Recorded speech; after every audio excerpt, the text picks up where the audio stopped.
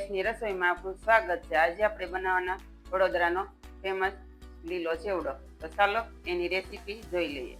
આપણે ચણાની દાળ 50 ગ્રામ જેટલી પલાળેલી હતી, એ આપણે ગરમ પાણીમાં પલાળી એને 3 થી 4 કલાક આપણે પલાળી છે। એની અંદર આપણે ખાવાનો સોડા ચાડ એડ કરેલો છે, તો એને આપણે નિતારી લઈએ।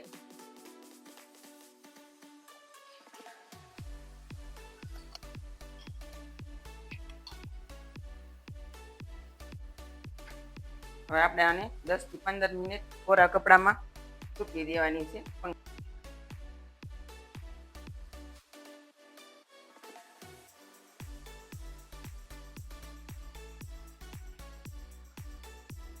આપણે મીડિયમ સાઈઝના 4 બટેકા લીધા છે।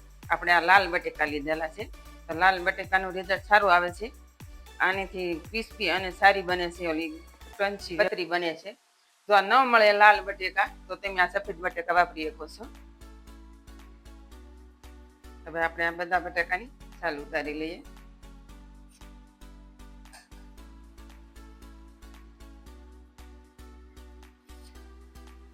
આપણા બટેકા છાલ ઉકળી ગઈ છે, તો આપણે એને કતરણ પાડવાની છે। તો એને ખમણીમાં નથી પાડવાની, એને આવી રીતે ચિપ્સ પાડી અને પછી ખમણીમાં ખમણવાની છે।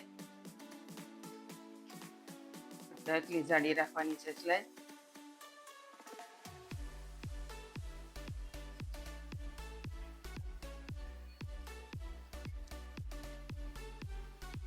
હવે આપણે આવી રીતે આમ પાડી દેવાની છે ચીપની કતરણ।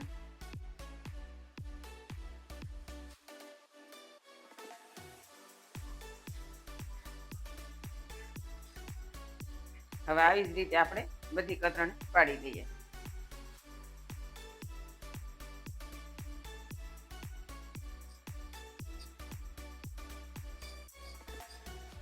આપણે શેન પડીને રેડી થઈ ગઈ છે, તો આપણે આને 2 થી 3 પાણીએ ધોઈ લઈએ।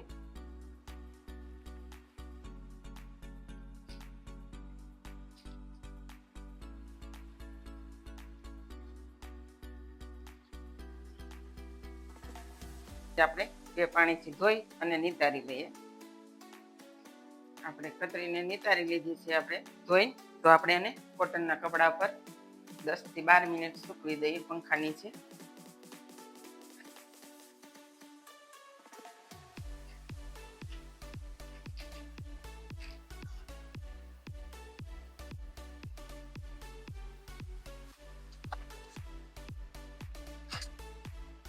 આપણે તેલ ગરમ કરવા મૂકી દીધું છે।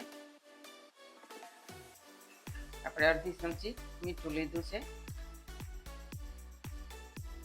આમાં 5 થી 6 ચમચી જેટલું આપણે પાણી ઉમેરીએ છીએ। કઢીમાં નાખી દઈએ। હવે આપણી દાળ સુકાઈ ગઈ છે, તો આપણે દાળ લઈ લઈએ।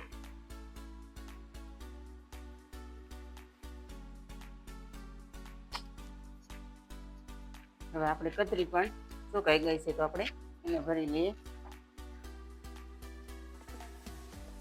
આપણું તેલ ગરમ થઈ ગયું છે, તો આપણે દાળ તળી લઈએ।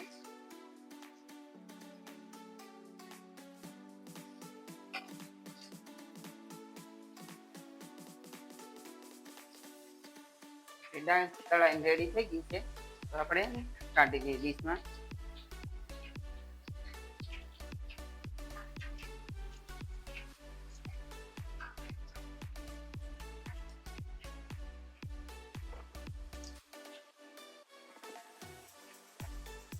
આપણે કતરણ પણ તળી લઈએ।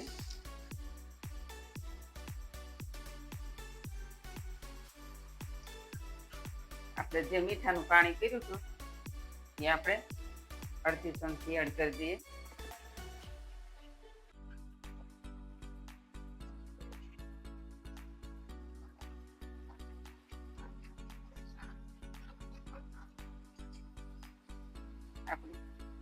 આપણી કતરી તળાઈને રેડી થઈ ગઈ છે। આપણે 5 થી 7 મિનિટ જેવું થયું છે, તો આપણે આને કાઢી લઈએ।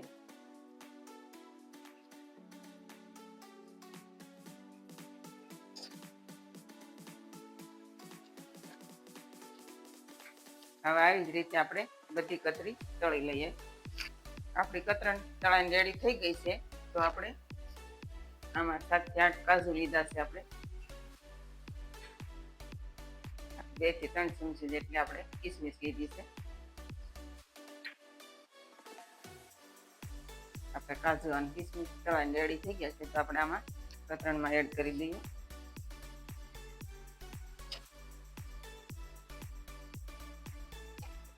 આપણે 2 થી 3 ચમચી જેટલું તેલ લઈએ છીએ.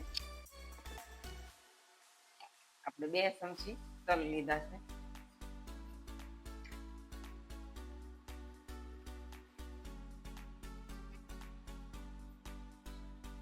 જેટલી વરિયાળી લીધી છે.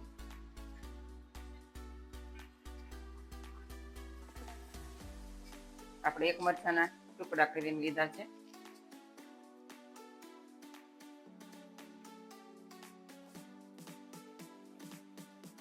આપણે 7 થી 8 લીમડાના પાન લીધા છે.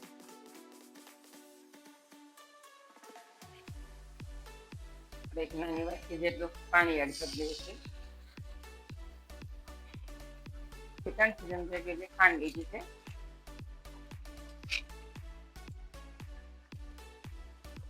ચમચી હળદર લઈ લઈએ. આપણે મોટા વાસણમાં એડ કરી દઈએ. તળેલી છે આમાં એડ કરી દઈએ.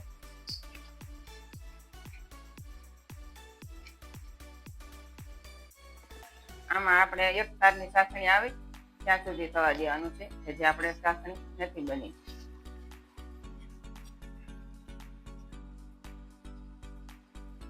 એક તાર બને છે. આપણે અડધા લીંબુનો રસ એડ કરી દઈએ છીએ. હવે આપણે વઘાર આમાં રેડી દઈએ.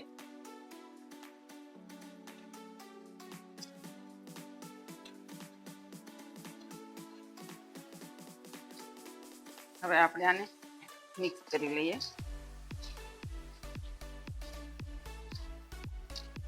તૈયાર છે આપણો વડોદરાનો લીલો ચેવડો. તો એને આપણે સર્વ કરી લઈએ.